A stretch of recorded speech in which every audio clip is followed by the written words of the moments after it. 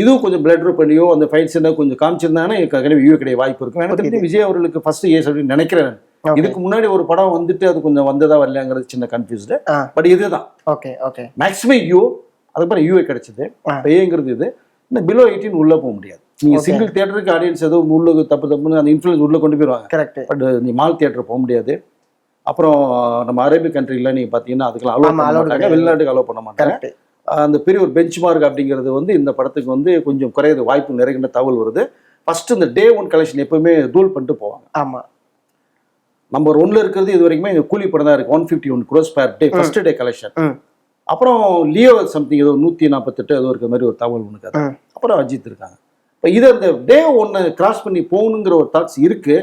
ஆனால் ஏ கிடைச்சனால போகுமான்னு ஒரு டவுட். அது புரியுது. அதில் எதுவாக இருந்தாலும் பரவாயில்ல, படத்தை கொண்டு வந்து மக்கள்கிட்ட காமிச்சிடணும்னு முடிவு பண்ணிட்டாங்க. அதில் அடுத்த வாரம் வருது. ஜூலை 23 வரதுக்கான வாய்ப்புகள் நிறையா இருக்கு.